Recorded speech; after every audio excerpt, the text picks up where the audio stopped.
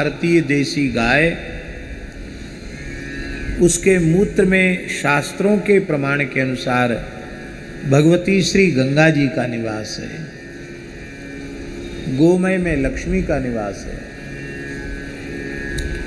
इसलिए गोबर गोमूत्र से स्नान कर लो तो आप समझ लेना कि आप गंगा जी जहाँ से निकली ना गोमुख, आपका गोमुख स्नान हो गया।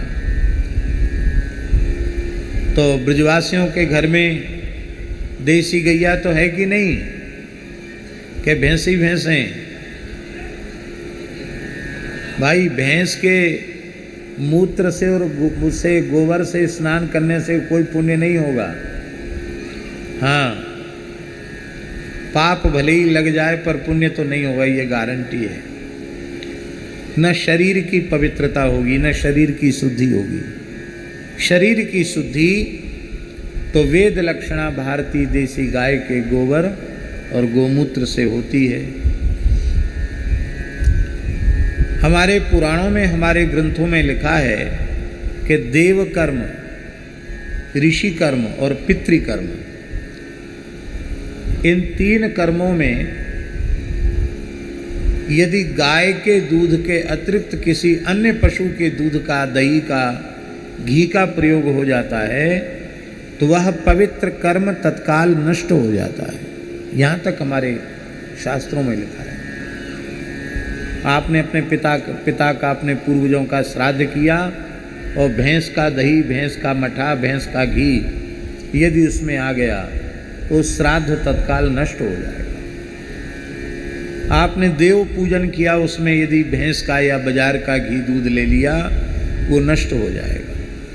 ऋषियों के सत्कार में यदि गव्य पदार्थ से इतर पदार्थों का व्यवहार किया तो उसका पुण्य भी नष्ट हो जाएगा।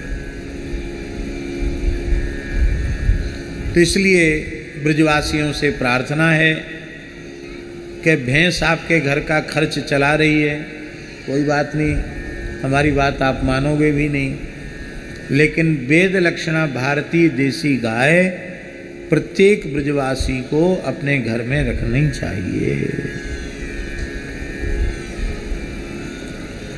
ये भैंसों का प्रचलन अभी हुआ है, बहुत पुरानी बात नहीं है। ज़्यादा से ज़्यादा 100 साल में भैंसों का प्रचलन हुआ है।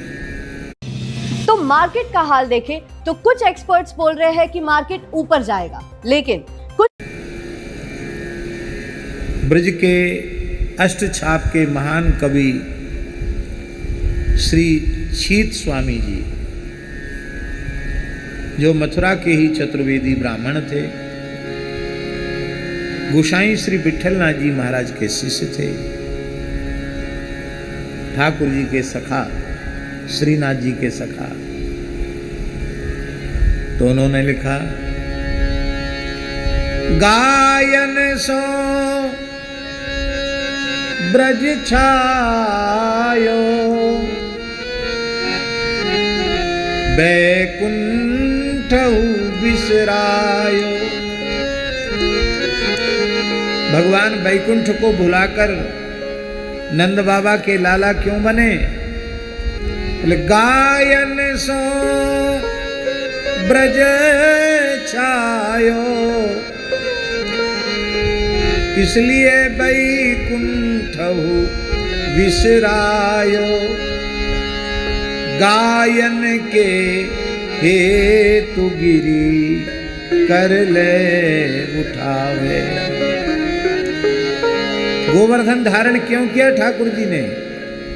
गायन के हेतु गिरी कर ले उठावे। आगे गाय पाछे गाय, एत गाय